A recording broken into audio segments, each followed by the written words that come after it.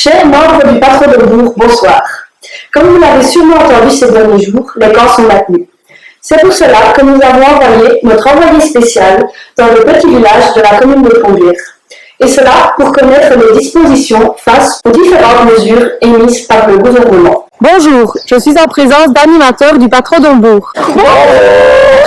Pourquoi avez-vous décidé de maintenir le camp? Tout d'abord, tant pour les animés que les animateurs, cela nous tient à cœur. C'est l'aboutissement de l'année Patro.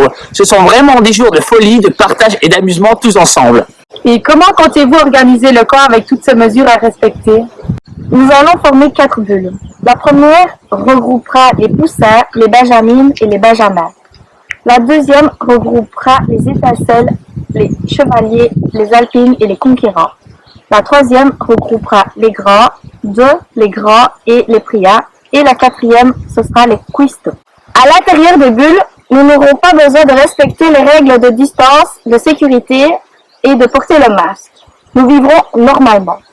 Toutefois, il faudra bien se laver les mains régulièrement.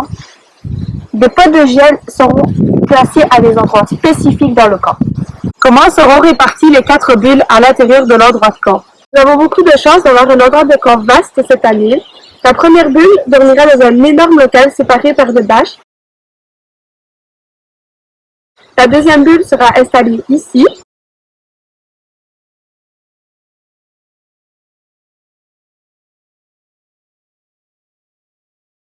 La troisième là-bas.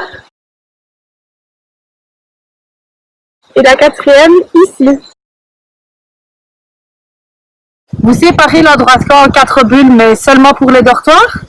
Non, bien entendu, tout l'endroit de camp sera séparé par bulles, que ce soit au niveau des toilettes, des sanitaires et du réfectoire. Pour les réfectoires que voici.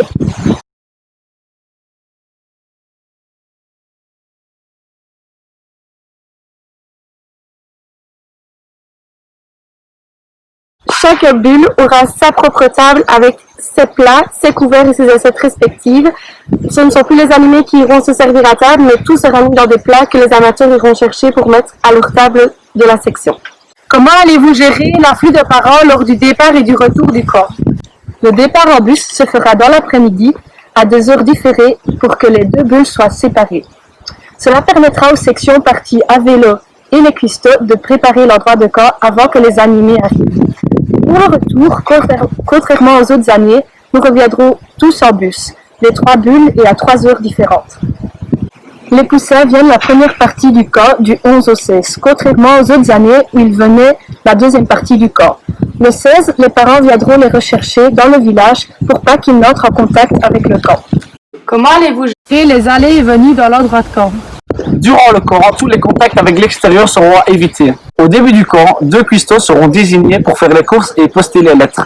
Ils devront impérativement porter un masque et se désinfecter les mains assez régulièrement. Pour les autres au camp, que ce soit le facteur ou le boulanger par exemple, ils devront contacter un numéro mis sur un panneau à l'entrée du camp afin d'avoir le moins de contacts possible avec les personnes du camp.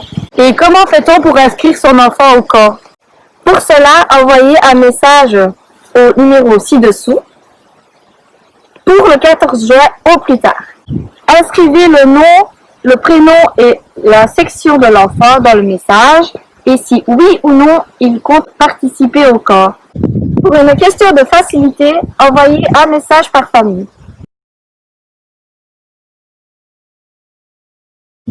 Et au niveau de l'organisation, vous comptez faire cela tout seul? Justement, nous aurons besoin de vous, parents.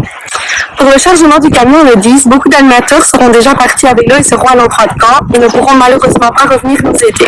C'est pourquoi nous aurions besoin de mains fortes pour venir nous épauler. Nous aurions également besoin de parents qui auraient éventuellement une remorque pour y mettre des cubis, des chapiteaux et des tables et bancs. On aurait besoin de vous le 11 pour amener à l'endroit de camp et le 27 pour venir rechercher. Nous sommes également à la recherche de matériel tels qu'une machine à laver, des masques en tissu et de pousse-mousse vides pour y mettre du gel hydroalcoolique à l'intérieur. Si vous savez nous aider ou si vous avez d'éventuelles questions, vous pouvez me contacter à ce numéro. Nous vous remercions déjà pour la confiance que vous nous portez. Cela nous conforte dans l'idée de partir au camp. Merci pour les nombreux soutiens logistiques déjà reçus. Ça nous fait chaud au cœur. Nous ne pourrons pas y arriver sans vous. Waouh, quelle belle organisation de la part de ce patron. Tout de suite, la météo avec Guillaume Lemar.